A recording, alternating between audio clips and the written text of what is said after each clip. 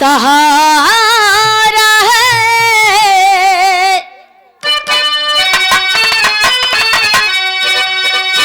नाम लूं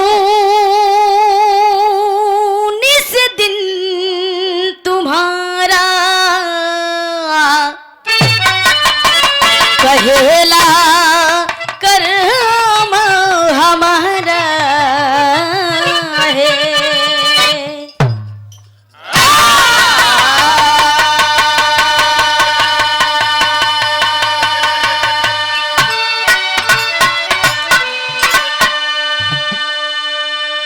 जय गिरिजा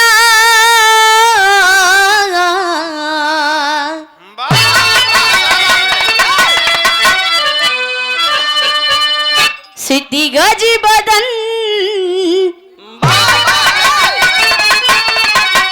गणपति गौरी गणेश काटहु सकल कलेश।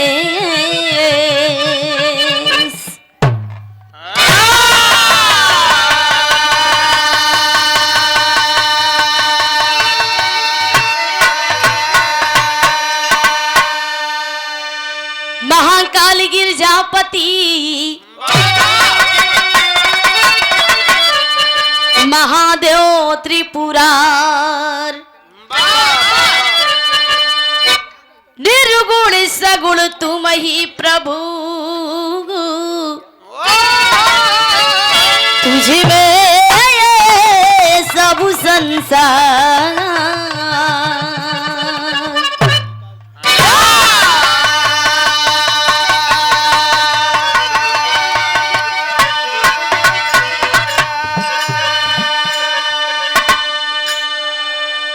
सत्य गुरु स्वामी दीन बंधु के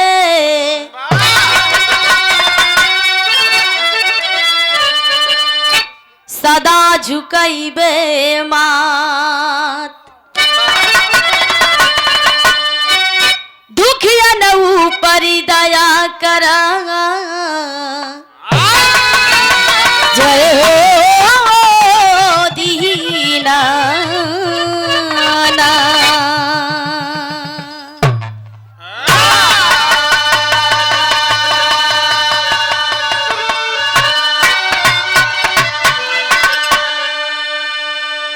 जयति जयति जय सहारी दे भाव सुधायम बेनरे अरे जय जय जवान जय किसान जयति जयति जय भारती देश।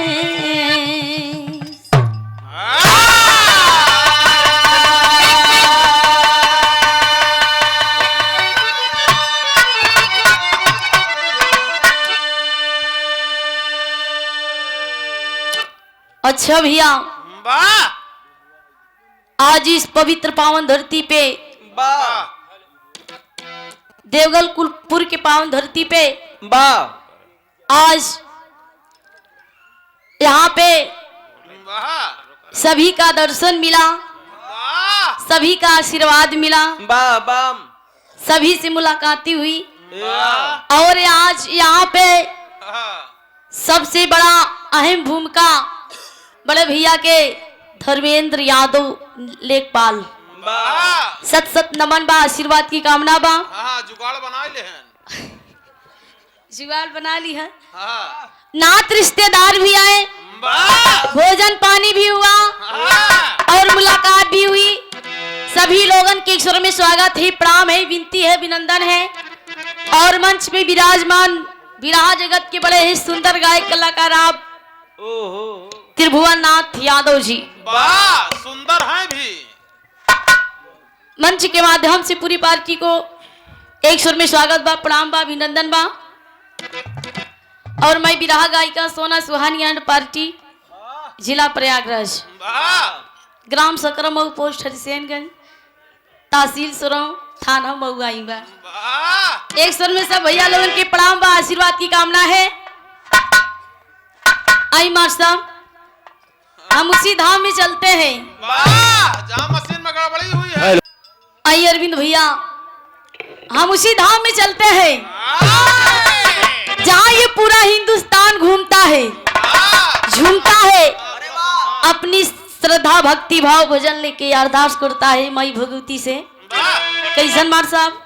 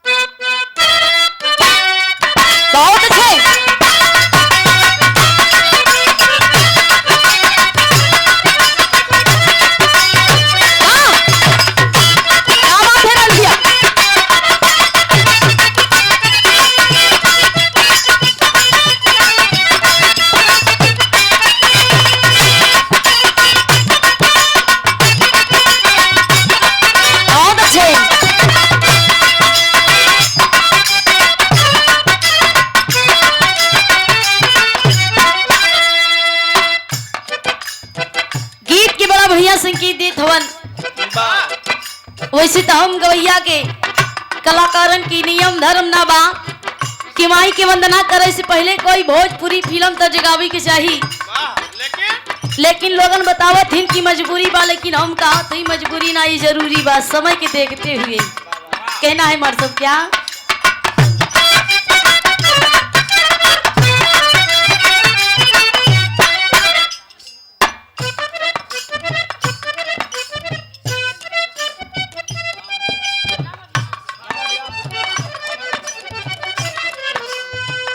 कहना है मर सब क्या।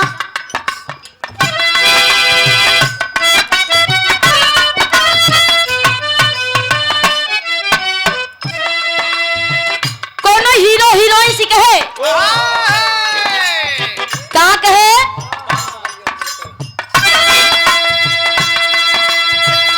जा जान खुश रहिहा, जहाँ जान खुश रहिहा हमी के भुला के,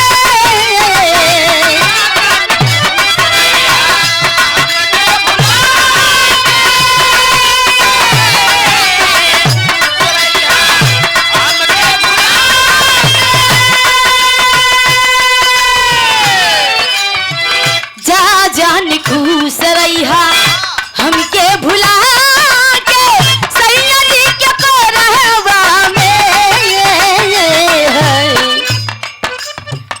कभी के करे जवान, कभी के करे जवान ले जाए गाड़ी भर के सिंदूरवा में ए जान,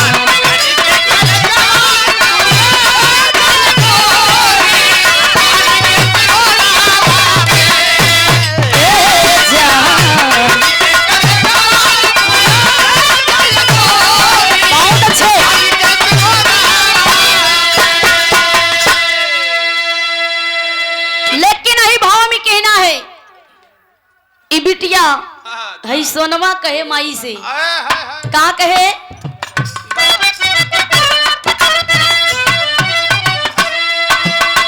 दुनिया में ज्ञान रूपी, कहे कि माँ जहाँ पर अंधेरा रहता है, जहाँ पर अंधेरा कायम रहता है वहां पर आप उजाला जरूर करती है। यही से कहना बाका दुनिया में ज्ञान रूपी, दुनिया में ज्ञान रूपी दीपक जला के,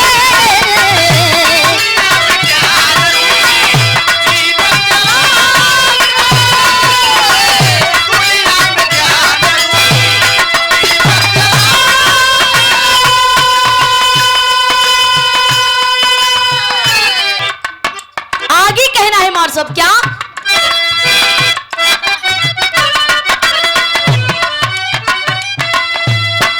दुनिया में ज्ञान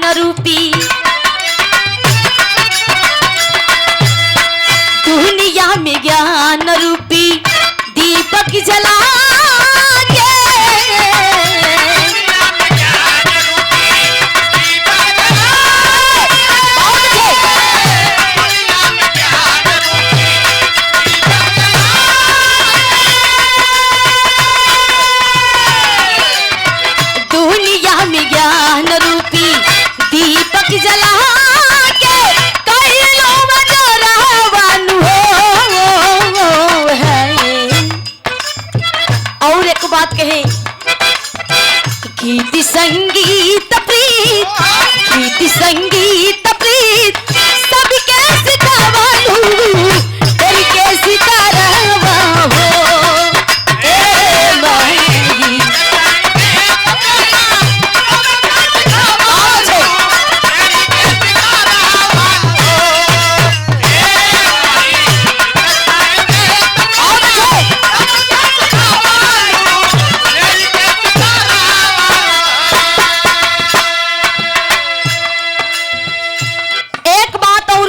का कहे मार साहब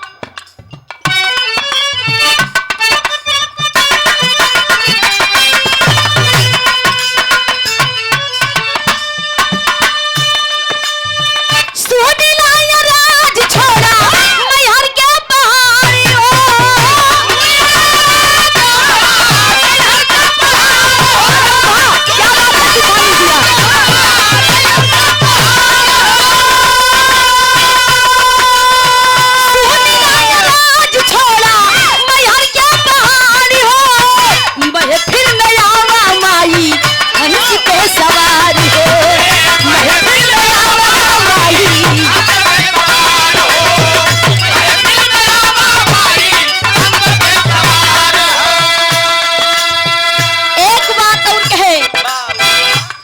क्या मंदिरिया में मानी के मंदिरिया में कहे कि माँ इस मन की मंदिर में आपकी मूर्त है और प्रतिदिन ऐसा कौन से दिन नहीं होता है कि आपकी इस मन से तन से आपको याद न किया जाए। कहे का मानी के मंदिरिया में तो हरी मुराद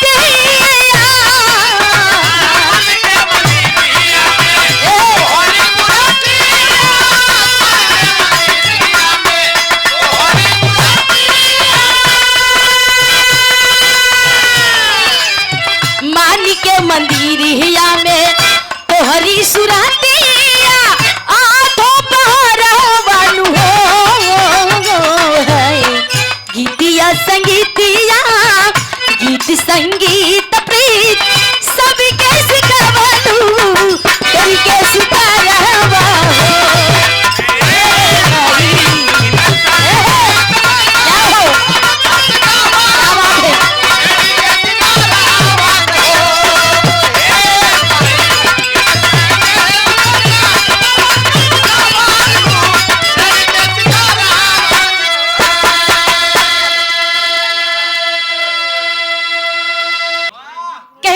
सब क्या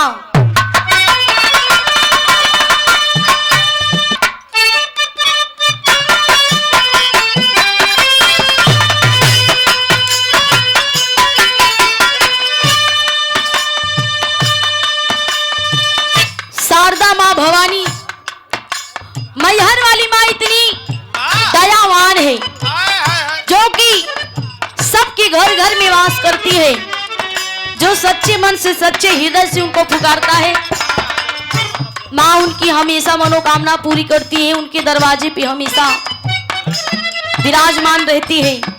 लेकिन जहां तलक है कि बड़े बड़े ऋषि मुनि ज्ञानी महात्मा संत लोग इनकी भक्ति भाव पूजा पाठ भजन करके इस दुनिया से अमर हो गए। कहना है क्या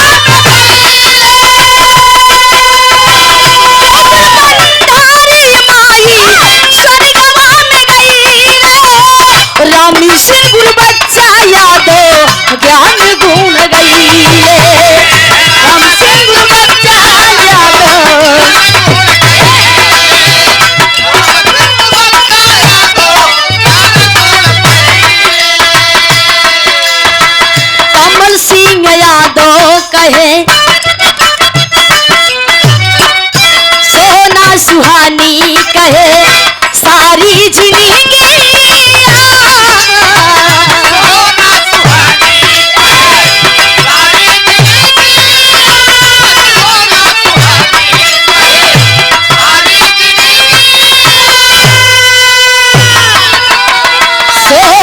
सुहानी कहे सारी जिंदगी तोहर सारा वन हो है गीत संगीत प्रीत सबके सिखवलू तेरी के सितरवा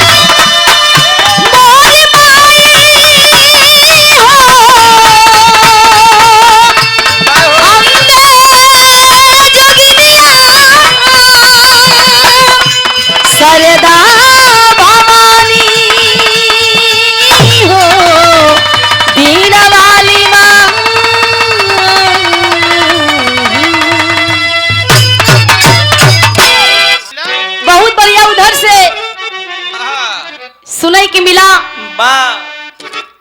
का गाय ना मांगी दिन भर में एक बेरी डांटे लगलू दांते अंगूरी दबा के रोज काटे लागलू क्या बात रतिया हो जाई आना जाना गोरी रात भर सुताई सजनवा तो कैसे करबू माना गोरी बहुत अच्छा मार सब बजाई के वहाँ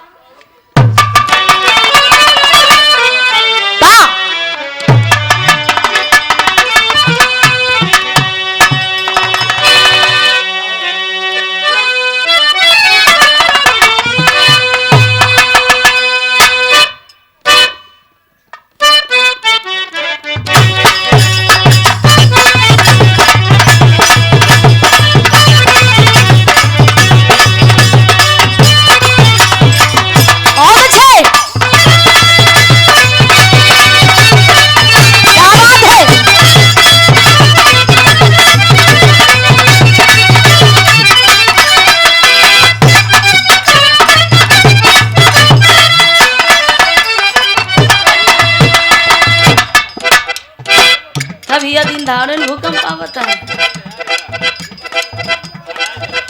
चलाई तक था रहे रोक देलस नहीं तो भाई मास्टर साहब का भी प्रेम विवाह हो जा गीत के बराबर यहाँ संकेत हवन अरविंद भैया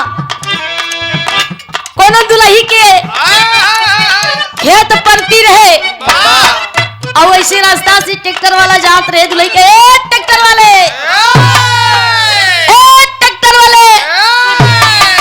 ट्रैक्टर वाला लोग के कहीं का हो भौजी कहनी पड़ती खेत परल बा एक आम की तुमसे जोतवाना है कहे न रे तो हम जोत देते हैं अगर तुम कहती हो लेकिन हम नगद रुपया लेंगे कहीं अरे पहले जोतिए तो ना तब हम तुमको पैसा देंगे तो कैसे मार सब कहना बादू ही कहे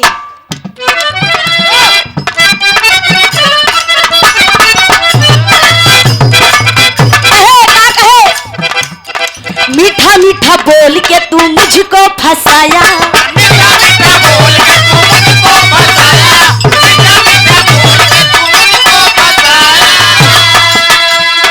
हार नहीं अंदर ले तन को घुसाया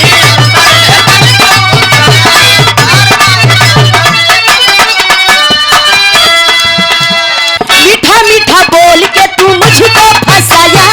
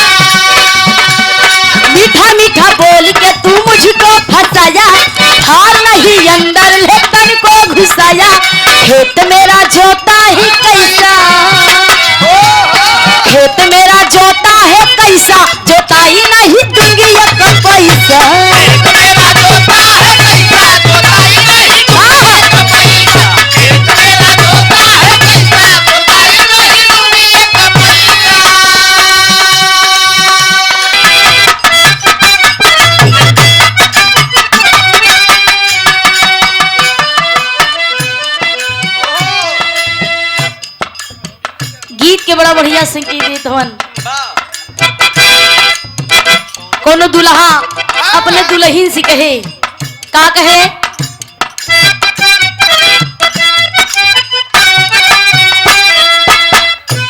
आजकल बदमाशी हो गई हो,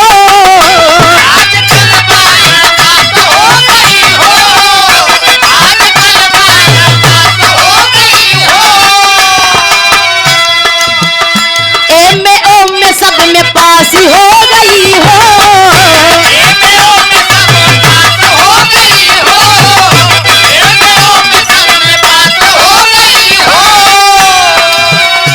आजकल बदमाश हो गई हो, में सब में पास हो गई हो।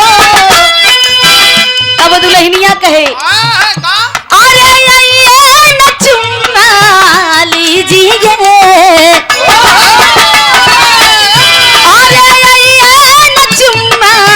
लीजिए, मेरे महाराज महोदय जी, लभी का उद्घाटन कीजिए।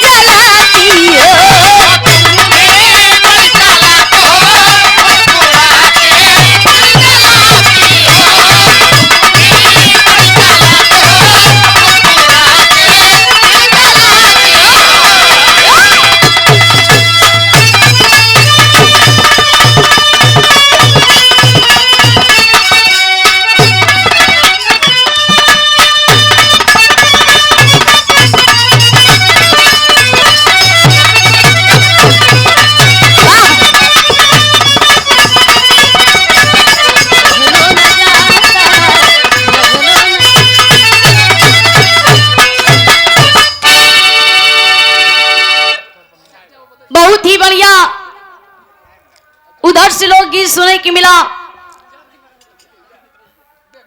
कि जनक नंदनी माई सीता माई गिरजा से मांगन मांगत थी कि जय अक्षर का हमार नाम बा तय अक्षर के हमरे प्रभु जी का, जय अक्षर का हमरे माई का, तय अक्षर हमरे सास के, हमरे बाबू की जय अक्षर तब हमरे ससुर के, अजय अक्षर के हमरे गांव को नाम बा तय अक्षर हमरे ससुरे का, मांगन मांगत थी। अब बहुत मौके का बात है कि आज बड़का भैया के टीकाकरण हुआ, तिलक चढ़ी, मार साहब बजाए के बाद एक छोटी सी लोग गीत बा, फिर इसके बाद उधर से नंबर बा तू अक्षर दिखावा भाई।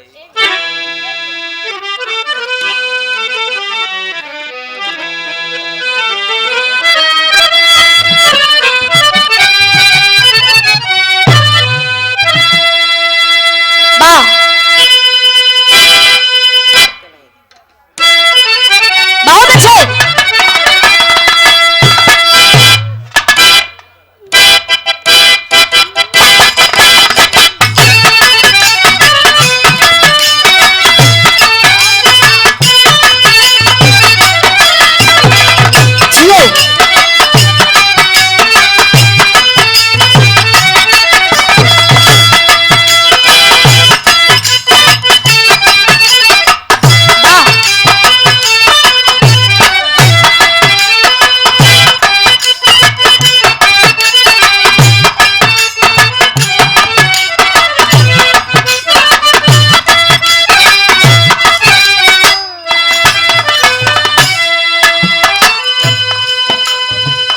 बड़ी मौके की बात है, गीत की संकेत बड़ा बढ़िया देता हूं।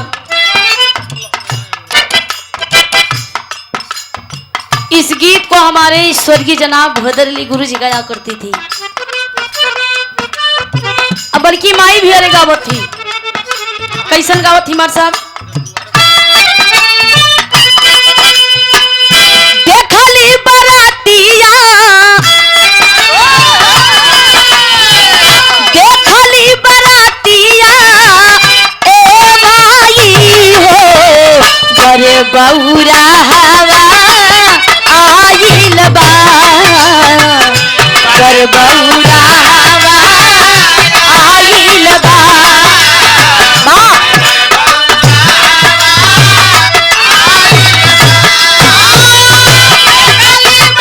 भैया क्या बात है, बहुत अच्छे। आइल बा गर बौरा हवा आइल बा। लेकिन यही भाव में कहना है, गीत पे ध्यान दीजिएगा। क्या टीका लगावे टीका लगावे शिव के दुआरिया, चले तैयारिया चला भैले कैके तैयारिया चला भैले।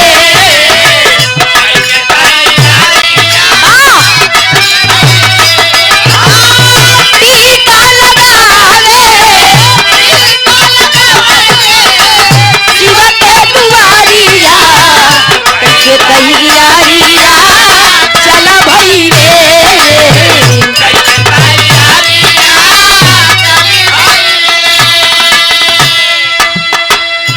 टीका लगावे शिव के दुआरिया कई की तैयारियां चल भइले।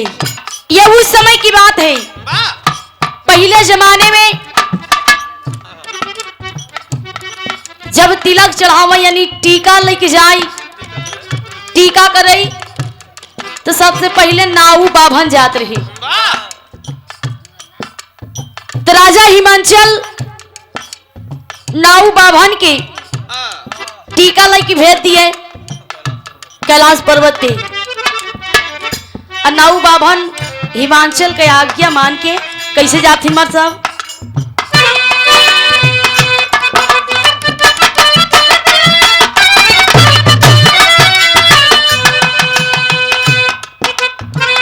राजा हिमांचल के पाई के आदेश हो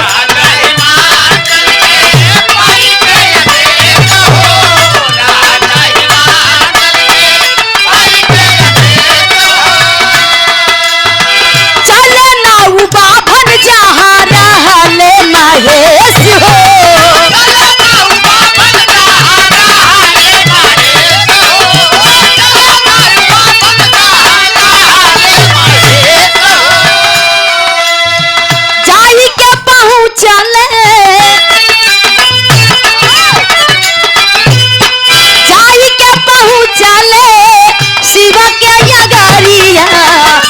के तैयारिया चला भइले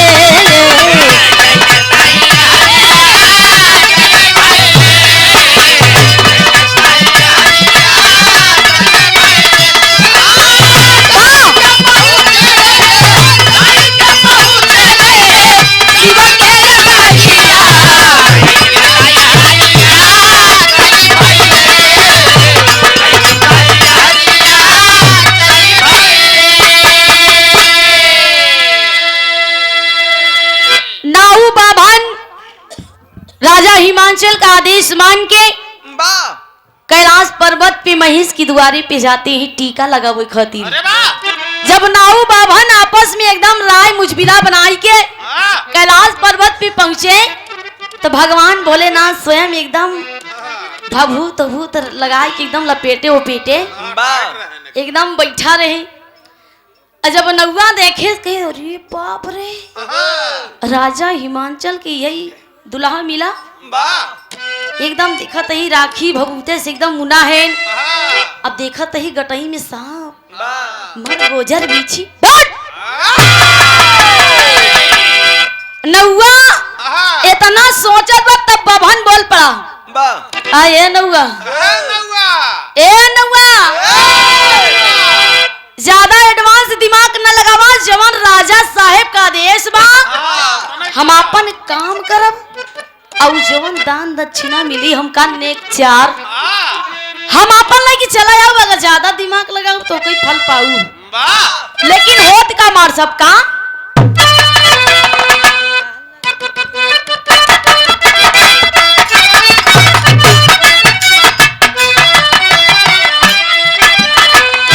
टीका लगा के जाबा वापस चले लगा ले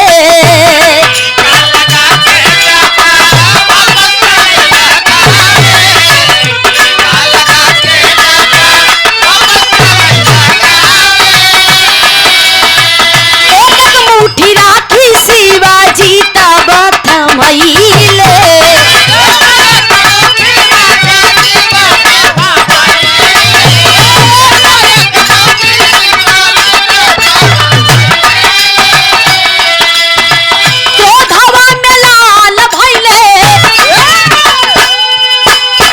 क्रोधवा में लाल भइले नाहू के नजरिया कई के तैयारिया चला भइले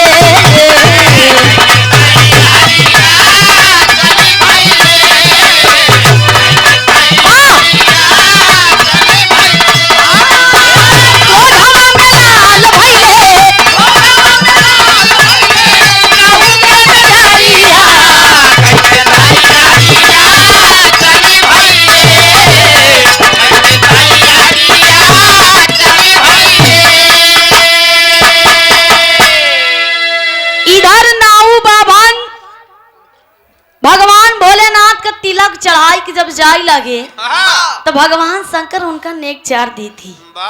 भगवान भोलेनाथ जी एक टुकड़ा में एक एक मुट्ठी राखी गठियाई दी है और गठियाई दी है और नाऊ बाभन का थमाई दी है कि दी है तोहार नेक चार बा दक्षिणा बा लेके जा।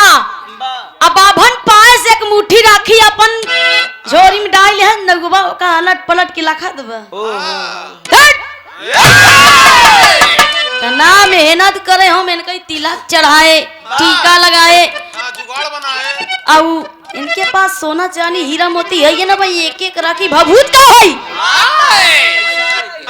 टीका पैसा ले ले ए बाबू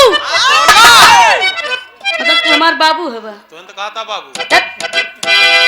नौवा उ राखी का पोटली जौन बा हाँ। अलग पलट के देखत बा बाभन पास अपन झोरी भरे बा और कहत थे कि कितना राखी भगवान शंकर के चाहिए। हाँ। हमारे वही सारी में बहुत पड़ा बा, चला एक कट्टी चाहिए, दो कट्टी चाहिए, कितना बोरा चाहिए इनका। हम राखी लाई आ रहे लेकिन बाभन अपन खुशी भाई की चला चौना मिला जवन किस्मत पे रहन वही हम पाए। लेकिन कहना का बा मार साहब का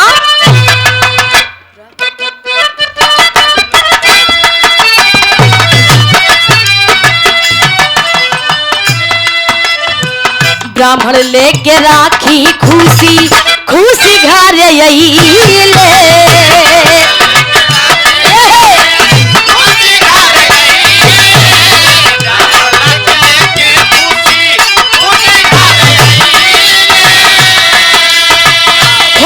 पोटली जाबा हीरा मोतिया के पहिले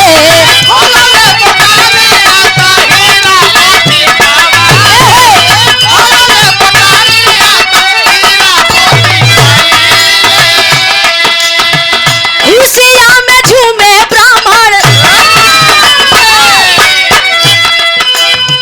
खुशियां में झूमे ब्राह्मण, नौवा भय दुखरिया कई के तैयारिया चला भइले।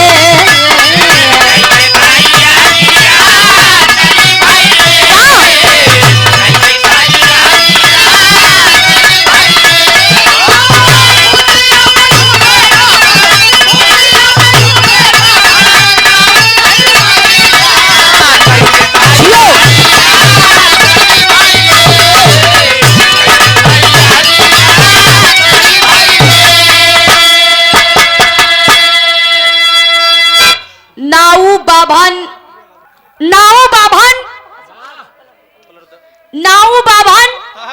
अपन एक एक मुट्ठी राखी पोटली लेके चल दी है। बाभन तो अपन लेके चला गया झूमत झूमत, लेकिन नौवा का काम करे उ राखी की कीमत समझ नहीं पाए, राखी की कीमत नहीं समझ पाया। रास्ते में ले जाके वो राखी की पोटली फेंक दिया। अब बाभन लेके घरे गवा, जब सुबेरे खोले सना तो हमार हीरा मोती सोना चांदी एकदम बाभन की किस्मत खुल गई। अब बाभन जब सुबेरे बतास नौवा का बाप रे हम नहीं जानत रहे एक मुट्ठी राखी में इतना बड़ा पावर होत है।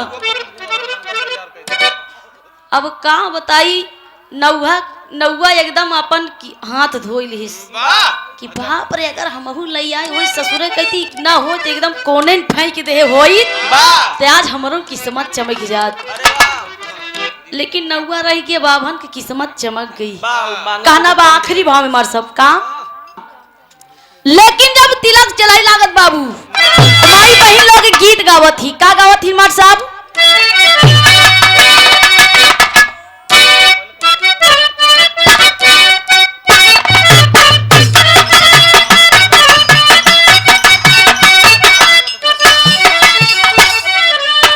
जब बारात आवत तऊ गावत ई हथिया झूमा तयावई दुआरे ता, ई हथिया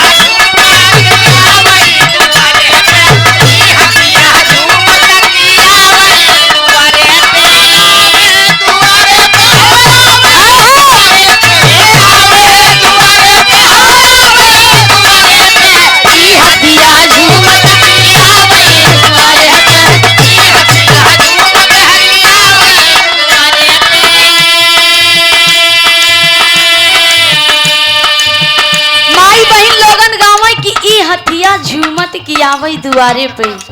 कितना अच्छा लागत है। एक गीत और गावत थी मार सब का। ससुरु काया ना गजबानी कलाग, ससुरु काया ना गजबानी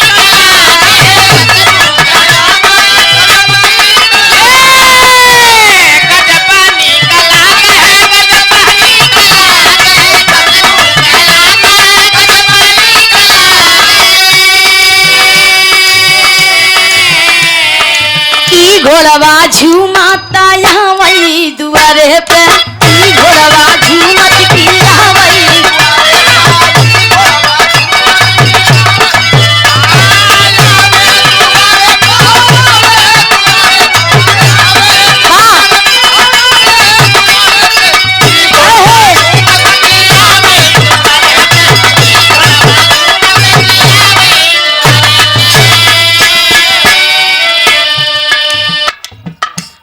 जी का आना का जब निक लागे ई सहनाई बाजत आवई दुआरे पर लेकिन तिलक गीत गावई कैसन गावे मार साहब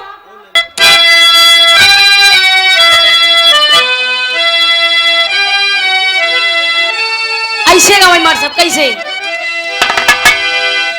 कहां से पोथी आई दुआरे पोथी जा आबा के कहरे दुआरे पोती उतारी तिलक लिए बाबा ना हो आबा के कहरे दुआरे पोती उतारी तिलक लिए बाबा ना हो आबा के कहरे दुआरे पोती उतारी तिलक लिए बाबा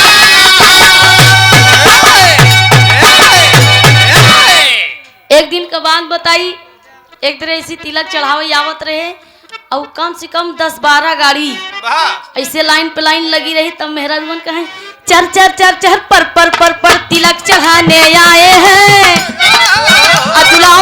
दुल्हा का बाप एक पाँव गाड़ी पे एक पाँव जैसे बढ़िया से कुर्ता धोती पहने रहे मेहराजवा कहा चर चर चर चर पर तिलक चढ़ाने आए हैं एक पैसा कहा जूता लेके दुल्हा को मनाने आए हैं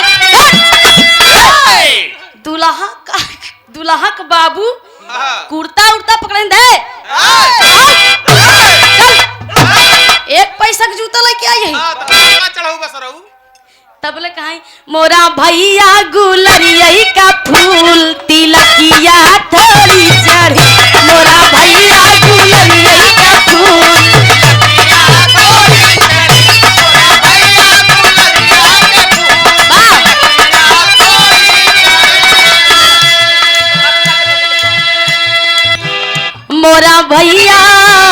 मोरा भैया गुलरिया का फूल तिलकिया थोड़ी चढ़ी मोरा भैया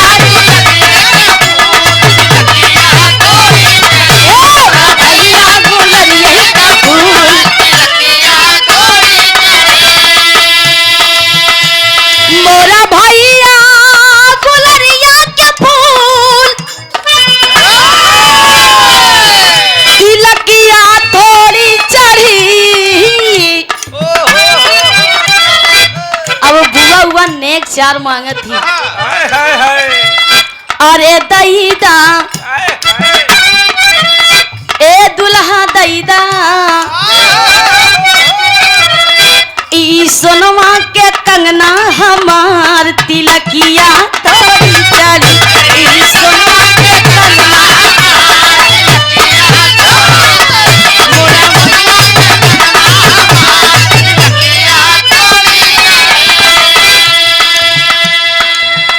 तमाम गीत गावत थी अब आखिरी भाव में कहना बा फिर उधर से नंबर बा मार सभावा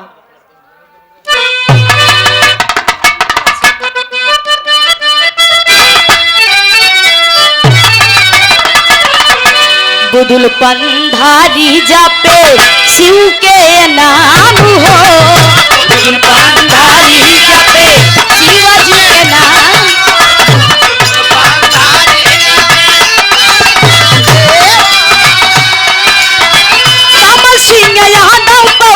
माही के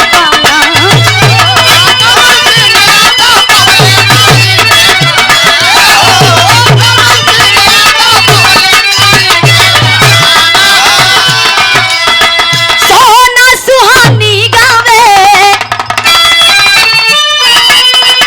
सोना सुहानी गावे इहला दरिया कई के तैयारिया चलो